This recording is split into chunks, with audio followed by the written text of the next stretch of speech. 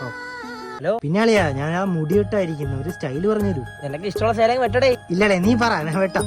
ഇപ്പൊ പറയാമെങ്കിൽ രണ്ട് സൈഡൂടെ ഒന്ന് വെളുപ്പിച്ചിട്ട് താടി ക്ലീൻ ഷേവ്. എങ്ങനെയുണ്ട് സെറ്റ് ഇപ്പഴാണ് ഐശ്വര്യമായത്.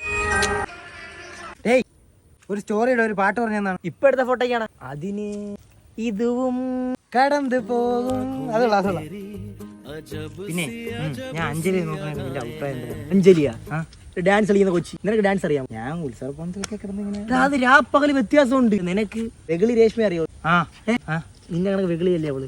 നിനക്ക് പറ്റിയതാണ്. ശരി അർഷക്കേ ഓ ഇവിടെ നിന്ന് മാറണോ? നീ പറഞ്ഞ ഇപ്പൊ പറഞ്ഞ അവിടെ ഇരിയടാ. നീ ഇപ്പൊ എന്നെ ഡിപ്പെൻഡ് ചെയ്താണ് ജീവിച്ചോണ്ടിരിക്കുന്നത്. ഇപ്പൊ ഞാൻ എന്തിനു പറയുന്നത് അതേ നീ ചെയ്യൂ. അതാണ് അളിയാ ഞാനും ആലോചിച്ചത്. ഇപ്പം ജീവിതം നമ്മളെ എങ്ങോട്ട് ഗൾഫിലോട്ട് പോകാൻ ഇവിടെ തന്നെ നിൽക്കാം, പറയാൻ പറ്റത്തില്ല. നീ എവിടെയെങ്കിലും പോയി കഴിഞ്ഞാൽ ഞാൻ ആരടുത്ത് ഞാൻ ഈ തീരുമാനമൊക്കെ ചോദിക്കും. ആരടുത്തും ചോദിക്കണ്ട. നീ സ്വന്തം കാര്യം നോക്കി സ്വന്തം കാര്യം നിൽക്കണം. ഇനി എന്റെ സ്വന്തം കാലിൽ തന്നെ ഞാൻ നിൽക്കും. നിന്റെ അടുത്ത് ഒരു വാക്ക് ചോദിക്കില്ല. പോട്ടാ. ഇത്ര ഉള്ള കാര്യം പയ്യ റെഡിയായി. ഹലോ, എൻ്റെ അടുത്ത് ഇനി ഞാൻ ഒന്നും ചോദിക്കാൻ പറ്റില്ല. എൻ്റെ തീരുമാനത്തിൽ ഞാൻ നിൽക്കണം. സ്വന്തം കാലിൽ നിൽക്കാൻ പോകണം. സ്വന്തം കാലിൽ ഞാൻ ഏത് ജോലിക്ക് പോട്ടാളിയാ? അവൻ്റെ അടുത്തൊന്നും പറഞ്ഞിട്ട് കാര്യമില്ല.